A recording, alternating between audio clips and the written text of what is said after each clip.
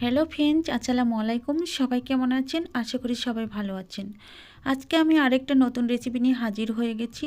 এটা হচ্ছে গাজর দিয়ে খুব মজার একটা নাস্তার রেসিপি। আপনারা এই বিকালে নাস্তায় রাখতে পারেন, সকালে নাস্তায়, যে কোনো টাইমে এই নাস্তাটা তৈরি করে খেতে পারেন, কোনো সমস্যা নেই। যে কোনো টাইমে বাচ্চা থেকে একদম বৃদ্ধ মানুষ পর্যন্ত এই নাস্তাটা খেতে খুব ভালোবাসবে, এটা আমার গ্যারান্টি। তো আজকে আমি গাজর দিয়ে এই সুন্দর নাস্তাটা, দেখতেই পাচ্ছেন আমি নাস্তাটা কিভাবে তৈরি করছি। নাস্তাটা তৈরি করার জন্য মূল রান্নায় চলে যেতে হবে। চলুন মূল রান্নায় চলে যাচ্ছি। প্রথমে আমি এখানে 4টা গাজর নিয়ে নিয়েছি। গাজরগুলো আমি ভালো করে ধুয়ে তারপর এগুলো ছুলে টুকরো টুকরো করে কেটে তারপর ফিরে আসছি। তো দেখতেই পাচ্ছেন আমি এখানে কিন্তু 4টা গাজরই নিয়েছি। তো 4টা গাজর হলেই চলবে, ছোটো বড়ো মিলে নিয়েছি। তো এই তো দেখেন গাজরগুলো ভালো করে ধুয়ে টুকরো টুকরো করে কেটে তারপরে নিয়ে আসছি। তো এইভাবে আপনারা স্লাইস করে কেটে নিতে পারেন, বাইরের চেয়ে ছোটো করে নিতে পারেন। চলুন এখন আমি এটাকে ভালো করে সিদ্ধ করে তারপরে আপনাদের সামনে হাজির হয়ে যাব।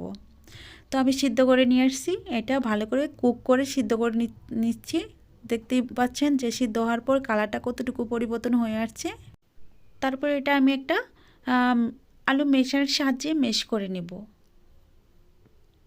তো আপনারা চাইলে এটা ব্লেন্ডার করতে পারেন অথবা শিলপাটায় বেটে তারপরে ভর্তা করেও নিতে পারেন। এটা আমি এই যে আলু মেশার সাহায্যে মেশ করে নিব সবগুলা।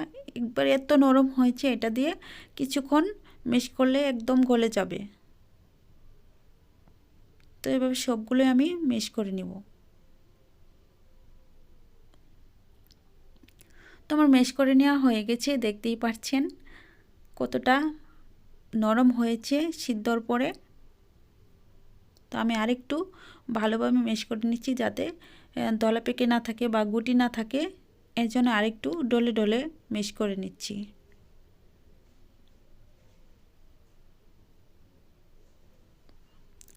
তো আমার মেশ করে নেওয়া হয়ে গেছে। এখন আমি এখানে ময়দা অ্যাড করে দিব। আমি 1 কাপ ময়দা দিয়ে দিব। আপনারা চাইলে বেশি নিতে পারেন, গাজরের পরিমাণটা কমায় দিয়ে ময়দার পরিমাণটা বাড়িয়ে নিতে পারেন। তারপরে অ্যাড করে দিচ্ছি 3 থেকে 4 চামচ চিনি। তারপরে দিচ্ছি লবণ। এখন এগুলো হাতের সাহায্যে মাখিয়ে নেব।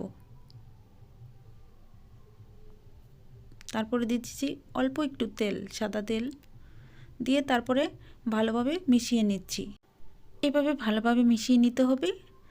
তারপর এইভাবে বোলের মতো করে তারপর আমি একটা এখানে নকশি করার জন্য একটা জালির সাহায্যে এই নকশিটা করে নিচ্ছি। এইভাবে সবগুলো পিঠাই বানিয়ে নেব। আরেকটা পিঠা বানিয়ে নিয়ে দেখাচ্ছি কেমন হয়েছে। ছোট ছোট করে লেচি কেটে তারপর এটা বানিয়ে নিতে হবে। এই যে দেখেন কত সুন্দর একটা পিঠা হয়ে গেল। ওগুলো পিঠা আমি বানিয়ে নিয়ে চলে আসলাম। তো দেখেন দেখতে কতটা সুন্দর হয়েছে। এখানে কিন্তু কোনো ফুড কালার মেশানো হয় নাই। গাজরের কালার যে কালারটা, সে কালারটা এরকম হয়েছে। এখানে কোনো ফুড কালারের প্রয়োজন নেই। তো সবগুলো পিঠা বানানো হয়ে গেছে। তারপর এগুলো আমি সাইড করে রেখে দিয়ে চুলায় চলে যাচ্ছি। তো চুলায় আমি এখানে পর্যাপ্ত পরিমাণে পানি নিয়েছি। তারপরে একটু তেল দিচ্ছি, সাদা তেল দিয়ে দিচ্ছি। তারপরে দিব হালকা একটু লবণ। লবণ দিয়ে পানিটা বলক তুলে তারপরে পিঠাগুলো একটু সিদ্ধ করে নিব।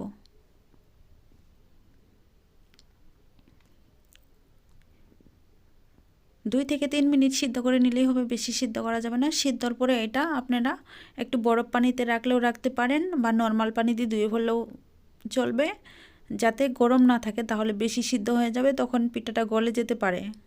তো আমার সিদ্ধ করা হয়ে গেছে। এখন আমি এগুলো তুলে নিয়ে তারপর আমি নর্মাল পানি দিয়ে ধুয়ে নিব। চলুন চুলায় চলে যাচ্ছি। কড়াই বসিয়ে দিয়ে তারপর দিয়ে দিচ্ছি তেল, রসুন কুচি। এটা 30 সেকেন্ডের মতো ভেজে নিব, একটু লাল করে নিব। তারপর দিয়ে দিব পেঁয়াজ কুচি। তো পেঁয়াজ কুচি দেওয়ার পর এটাও আমি 1 মিনিটের মতো ভেজে নিব। ভেজে নেওয়া হয়ে গেলে এখানে আমি দিয়ে দিব মরিচ কুচি।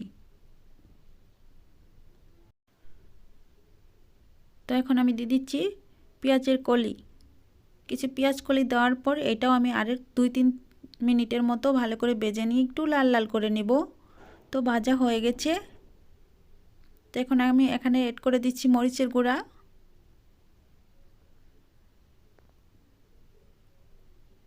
তারপরে এড করে দিচ্ছি সয়া সস। তারপরে দিয়ে দিব টমেটো সস।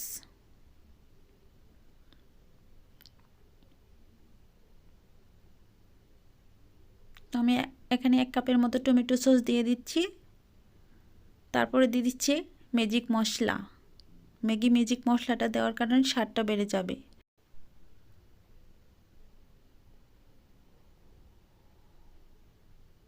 তারপরে হালকা একটু লবণ দিচ্ছি। লবণটা বুঝে শুনে দিতে হবে, কারণ টমেটো সসেও লবণ আছে, আর সয়াতেও লবণ আছে, ম্যাজিকেও লবণ আছে। তো সবগুলো ভাজা হয়ে গেলে এখানে আমি দিয়ে দিচ্ছি পিঠাগুলো দেওয়ার পর জাস্ট 2 মিনিট ভেজে নিয়ে তারপর আমি এটা নামিয়ে নিব। হাতে ধরা 2 মিনিট ভেজে নিয়ে তারপর আমি এটা নামিয়ে নেব। দেখেন পিঠাটা দেখতে কত সুন্দর লাগছে, খেতেও কিন্তু অসাধারণ গাজরের পিঠা। তারপরে আমি এখানে অ্যাড করে দিচ্ছি ধনিয়া কুচি। তো সবগুলো পিঠা আমার ভাজা হয়ে গেছে, এখন আমি সার্ভ করে দেখাচ্ছি কেমন হয়েছে।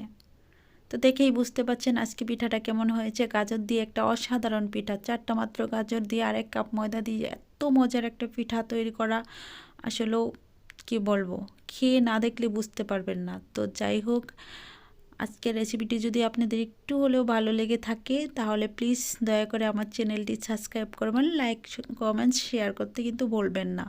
তো এইভাবে আপনারা চাইলে বাচ্চাদের টিফিনে বা বিকাল বা সকালে যে কোনো টাইমে এই নাস্তা রেসিপিটি আপনারা তৈরি করে খেতে পারবেন। সময় কিন্তু বেশি লাগবে না, চাইলে যে কোনো টাইমে তৈরি করতে পারেন। তো আজকে এই পর্যন্ত, ভালো থাকবেন, সুস্থ থাকবেন, খোদা হাফেজ।